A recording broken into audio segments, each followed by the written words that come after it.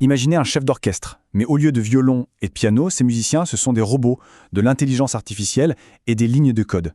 C'est ça, le nouveau visage de l'ingénieur de production. Et aujourd'hui, on va voir ensemble comment ce rôle est en train de complètement redéfinir l'avenir de tout ce qui nous entoure. Alors, quel est le rapport entre un avion de chasse, un fil d'actualité et la voiture que l'on conduit? On pourrait se dire, à première vue, aucun. L'un fend le ciel, l'autre est 100% virtuel, et le dernier, il est assemblé à des millions d'exemplaires. Et pourtant, si, il y a bien un lien.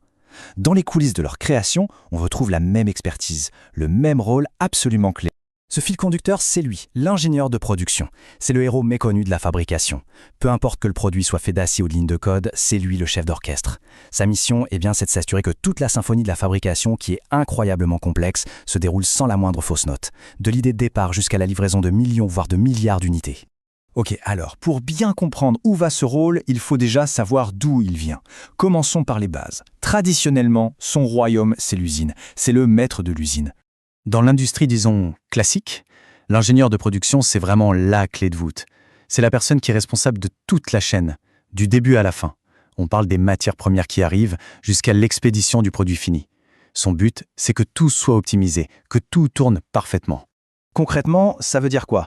Ses responsabilités, elles sont nombreuses. Il va planifier et organiser toute la production, superviser les équipes directement sur le terrain, allouer les ressources, que ce soit les gens ou les machines, et bien sûr, il s'assure que tout respecte les normes de qualité et de sécurité. C'est vraiment un rôle de terrain, on est au cœur de l'action. Maintenant, attention à ne pas le confondre avec son cousin très proche, l'ingénieur des procédés. C'est une distinction super importante. Pensez-y comme ça, si l'ingénieur de production c'est le capitaine du navire qui gère les opérations au quotidien, l'ingénieur des procédés, lui, c'est l'architecte naval. C'est lui qui a conçu le navire en amont pour qu'il soit le plus performant possible. L'un est donc dans l'action, sur le pont, l'autre est plus dans la conception à la planche à dessin. Et puis, tout a basculé. Une véritable révolution a secoué les fondations même de l'industrie. Les règles du jeu ont été complètement redéfinies. On entre dans l'ère de l'industrie 4.0. Pour le dire simplement, l'usine s'est mise à penser. Elle s'est dotée d'un cerveau. Ce qui n'était avant qu'un ensemble de machines est devenu un système intelligent, connecté. Un système où chaque action, chaque décision est pilotée par la donnée. Et ce cerveau, il est alimenté par une toute nouvelle boîte à outils. D'abord, l'Internet des objets, l'IoT. En gros, chaque machine est connectée et envoie des données non-stop. Ensuite, le big data qui permet de donner un sens à cette montagne d'infos. Il y a l'IA qui peut carrément prédire une panne avant qu'elle n'arrive. Et puis bien sûr, la robotique avancée avec des robots qui travaillent main dans la main avec les humains. L'ingénieur de prod moderne doit maîtriser tout ça. Au cœur de toute cette transformation, il y a une philosophie, une idée maîtresse, le lean manufacturing. Le principe est simple, mais redoutablement efficace. Il s'agit de faire la chasse au gaspillage. On traque et on élimine tout ce qui est superflu, tout ce qui n'apporte pas de valeur ajoutée pour le client. C'est vraiment la quête de l'efficacité à l'état pur. Alors comment on fait ça de manière proactive? Avec des outils comme l'AMD. Au lieu d'attendre que le problème arrive pour le régler, on l'anticipe. On se pose et on identifie tout ce qui pourrait potentiellement mal se passer. Ensuite, on évalue la gravité, la fréquence et notre capacité à détecter le problème. Et hop, ça nous donne un score de risque qui nous dit par où commencer. C'est un changement de mentalité qui est radical. Et les résultats, eux, sont bien réels. 40%. C'est la réduction du délai de production qu'une étude a mesurée après avoir appliqué ces concepts Lean. 40%, c'est juste énorme. Imaginez l'avantage compétitif. Ça veut dire non seulement des coûts plus bas, mais aussi la possibilité d'être le tout premier sur le marché avec un nouveau produit.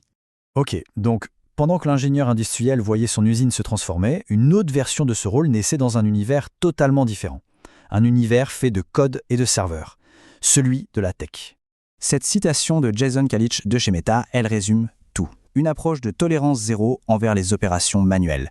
Pourquoi? Parce que, je cite, « Cela ne fonctionne tout simplement pas à notre échelle. Quand on gère des services pour des milliards de personnes, la moindre petite opération manuelle est une bombe à retardement. La seule, l'unique solution, c'est d'automatiser absolument tout. » Et là, le contraste est vraiment saisissant. D'un côté, on a l'ingénieur de production industrielle qui optimise des machines physiques dans une usine. De l'autre, son homologue de la tech qui garantit la fiabilité d'un service logiciel pour des millions d'utilisateurs. L'un a les mains dans le cambouis, si on veut, l'autre dans le code. Mais au fond, l'objectif est exactement le même, s'assurer que le processus de production se déroule sans aucune faille. Le modèle des géants de la tech est vraiment à part. Là-bas, l'ingénieur production, ce n'est pas une équipe de support qu'on appelle quand ça va mal. Pas du tout. Ce sont des ingénieurs logiciels, des développeurs, intégrés directement dans les équipes produits. Leur job, c'est de résoudre des problèmes opérationnels. avec du code. Ils ne sont pas là pour réparer les pannes, ils sont là pour coder des systèmes qui font que les pannes n'arrivent jamais. Bon, on a suivi deux chemins qui semblaient parallèles. D'un côté, l'ingénieur des usines. De l'autre, l'ingénieur du code. Mais que se passe-t-il quand ces deux mondes finissent par se rencontrer?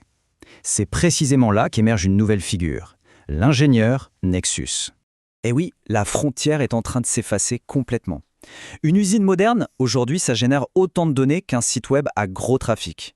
Et à l'inverse, un data center, ça gère avec la même rigueur qu'une chaîne de montage. L'usine devient un data center et le data center devient une usine. Les deux mondes ne font plus que... Du coup, à quoi il ressemble, cet ingénieur du futur? C'est un profil hybride, quelqu'un qui doit avoir une double culture. D'un côté, la maîtrise des processus industriels, le lean, et de l'autre, une vraie aisance numérique. Avec la IoT, la data, l'IA, ça veut dire qu'il doit savoir coder, automatiser, et surtout, il doit avoir cette vision à 360 degrés qui connecte la machine physique sur le terrain à l'infrastructure numérique dans le cloud. Et attention, on ne parle pas de science-fiction là, c'est une réalité économique, ici et maintenant. Rien qu'en France, on a plus d'1,1 million ingénieurs. Et parmi eux, ces profils Nexus sont parmi les plus recherchés. Les entreprises se les arrachent parce que ce sont les seuls qui peuvent faire le pont entre le monde physique de l'usine et le monde digital des données. Tout ça, ça nous amène à une dernière question, assez fondamentale pour l'avenir. À mesure que la production devient plus intelligente, qui sera le plus important ? L'ingénieur qui conçoit le produit ou celui qui conçoit le processus de fabrication de ce produit? En d'autres termes, où se situera la vraie valeur, la vraie innovation? Dans ce qu'on fabrique ou dans la manière dont on le fabrique? La réponse définira sans doute l'industrie de demain.